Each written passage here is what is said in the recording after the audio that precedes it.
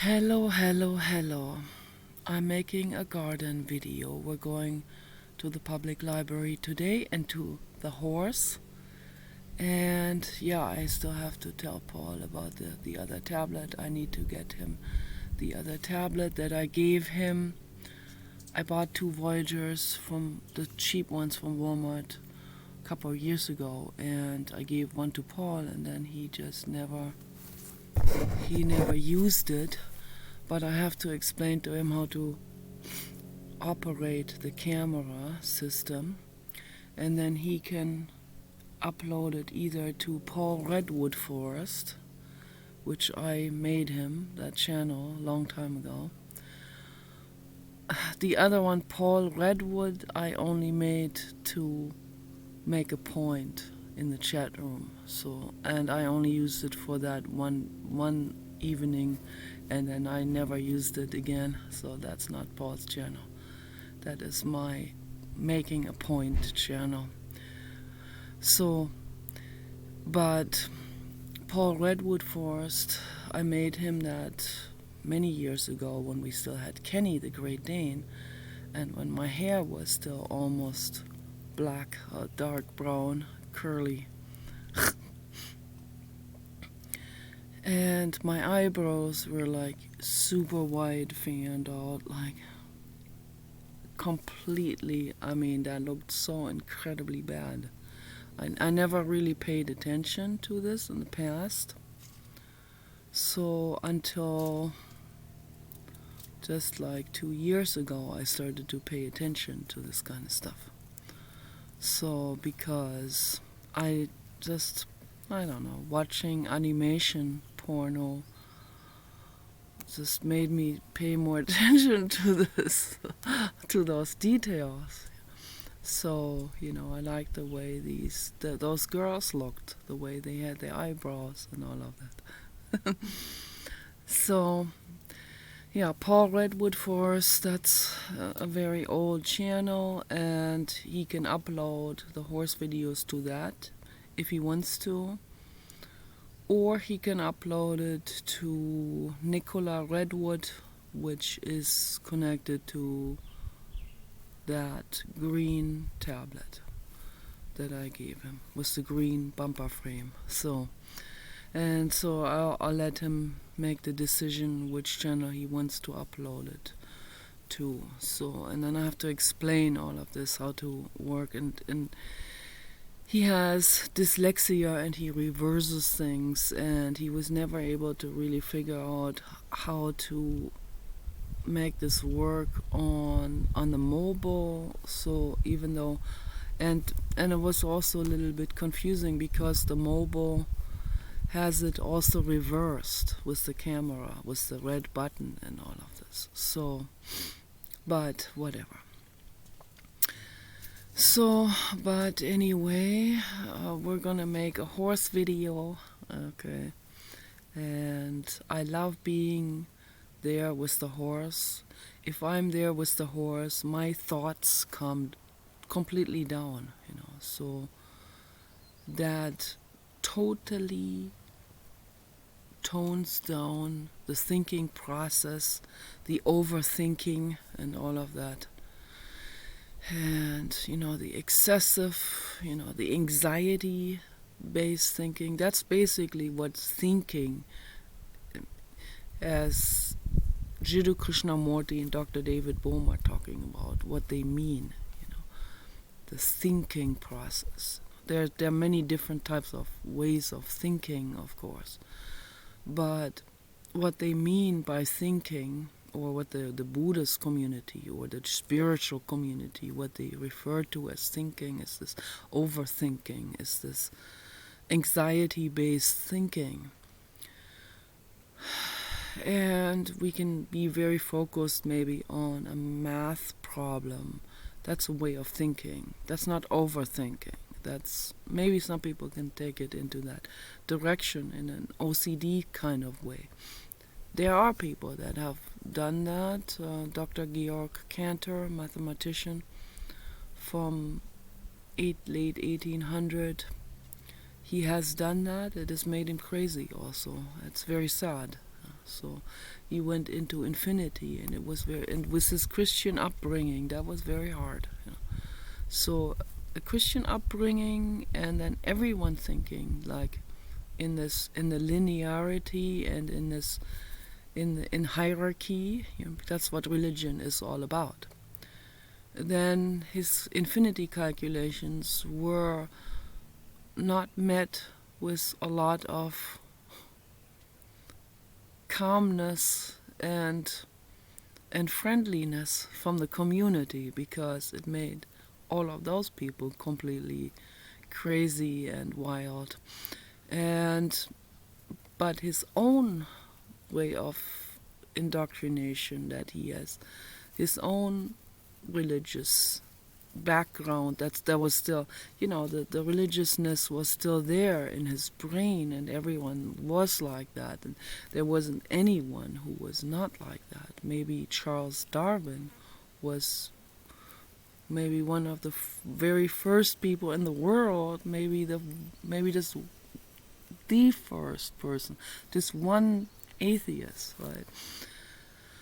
And he wasn't living. Was he living? Georg Cantor was living, I think he was living in Switzerland. He was Georg Cantor. That he was speaking German. He wasn't even exposed to the English language or Charles Darwin, or he may have heard about him at that time, but everyone was thinking in hierarchy, in religiousness, in oppressiveness, in sexism, in male domination, which is ridiculous, and speciesism, and of course racism, and dualism, and tribalism, and all of that. So he was trying to venture out of that. That was very courageous of him. He was really getting into it from the math perspective. I could talk about this forever also. So yeah, some people go into it from that. So what Jiddu Krishnamurti is talking about when he talks about excessive thinking, he means in a neurotic way, the neurotic way of thinking. When I'm at the horse, the neurotic way of thinking ends. And I can just be there. The horse isn't gonna judge me. The horse is not gonna judge my fat rolls. The horse only thinks in terms of, is she peaceful, or is she, I don't know, does she have an agenda of some sort? Is she gonna take me away from here, or is she gonna, what is she gonna do? Mock me, or, no. They think in terms of, are they friendly, the people that come to him, or are they peaceful? I can do belly dancing. If I do hectic body movements, that would make him nervous. So I don't do hectic body movements. If I did belly dancing there with him, depends on how fast the belly dancing moves are. Then if the belly dancing moves are real fast, that would probably make him a little bit agitated. He would probably, he might walk away or something. But if I move my body gradually and slowly, whatever I'm doing, he's okay with it. And that's all that matters to him, is that you're peaceful, that you have good intentions, that you like him, that you respect him as a being. That's what matters. And he gives that to us. He gives that respect to us. The other day when we went there, Paul wanted to film it, but he always reversed everything because of the dyslexia. But he was sitting in the van watching me with the horse, and he said that whenever he goes into the van, then the horse becomes really calm, because Paul is always a little bit on the hyper side, hyper nervous, fidgety, and controlling. So even when he tries to kiss the horse on the mouth, which he tries to do, the horse isn't really on board with it. So then he goes back into the van, and then he watches the horse and me together, and he likes watching us there, standing there peacefully. And then the horse lip hangs down, the lower lip hangs down. That means he's totally relaxed.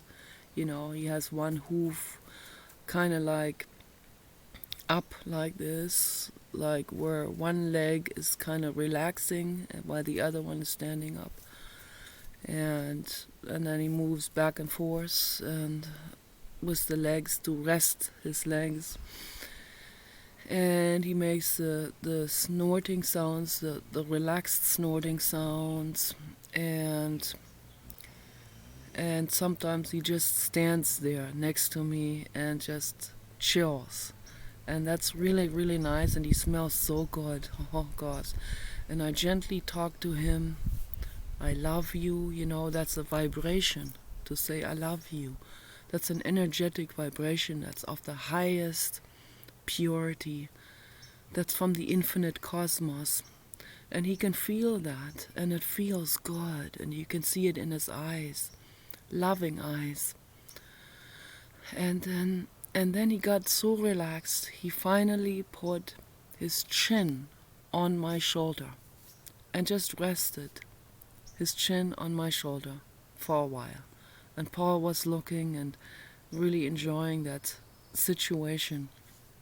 And it was so wonderful, you know, felt so wonderful. You know, he felt like he was ready to groom me, but, you know, obviously he can't groom me. They groom each other, you know, so they nibble on each other. He nibbles on me sometimes, but then I have a t-shirt on, and then he gets a t-shirt into his mouth, and then he'll pull on that. Or, you know, if he get my hair in his mouth, that would not be good. My brittle hair, so that might break off, and you don't want hair in his mouth. So, but yeah, they get a little hair from each other in his mouth. That doesn't hurt, so it's just from grooming, that's okay. So, and yeah, and he just wants to be close, you know. He wants to be physically close to someone, and he enjoys that company. And every living being needs that. Even cats. People say cats are solitary beings. Yes, and they do. They go out at night, particularly roaming around alone, you know, looking for mouses to catch and stuff like that. They have good night vision. And the other day I heard two of them over there in that forest area. I hear that through my bedroom window. They encountered each other, and then they started to do the siren, the cat siren, you know, the duel, the cat siren duel. They were like, who are you? Who are you to come here into my territory? So, and they usually get friendlier when they're in mating mode. So then they're a little bit friendlier with each other. But they usually don't really hang out with each other or in groups, but they too want love. They too want affection. They want that affection. And when they see one cat being friendly and not being in this duel and in this territorialism mode, then whether they are in heat or not, you know, they do appreciate it when the other being is friendly. And then, because I see it, they want to get close. They do. Cats too. They want to get close to another living being. And I told the story before. We had a cat living out there with the horses in the barn.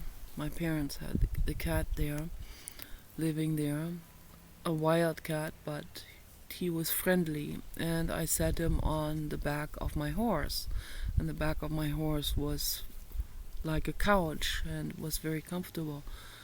And then he made himself comfortable on the back of the horse. He got all cozy, yeah, and he went into this cozy with his arms like this, tucked in, and the horse liked that contact too. You know, lightweight being on the back. It's all wonderful and chill and relaxing. And the cat stayed there for many hours. Even after I left, the cat stayed there on the back. So all beings need contact to another living beings, to other living beings, and horses in particular. You know, horses are herd animals. They need to be together with other horses or other animals. It's very important. Next time I see the girl, I'm gonna try to explain it to her as good as I can. So I don't know if they're watching my videos. I have given one of them, I've given the girl that has the horse that I always hang out with, I've given her my card with my email address on it. She never emailed me. So, but I don't know. I don't know if she found my videos through that Google account. But you know, I make free thinking videos. You know, I'm not going by some dictation from society. You know, so that will always make people not want to contact me for some reason, you know, because they're afraid to say something against the stream of society.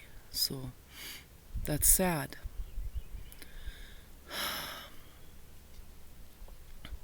So, but you know, it's my message to them is bring him another horse. He gets very close to the other horse on the next meadow, and they meet each other over the fence. But they should be together. They should be standing together, grooming each other, leaning against each other. You know, he needs another companion animal, a goat at least, you know, or a pig, you know, or any animal. Any farm animal would be good, you know. So all living beings. And then on the other side of the street, there's the fjord horse. And now I see they have another fjord horse, but on the other meadow. And then the one fjord horse is constantly calling over to them, come over, visit with me. They finally did. They went over to stand there with him together to give him company. And then he calmed down. You know, they need the company. They need to be together with others. You know, the same as a human, you know. So look at what the pandemic did, you know, and the lockdown and all of this thing. So it made people crazy, you know. You see what it does. You don't want to experience solitary confinement or being secluded somewhere, away from others, away from your friends. Okay, that doesn't feel good. You're social animals, so please grant the same fulfillment to your animals as well. That's my message for the world. Okay, so peace and love for all living beings.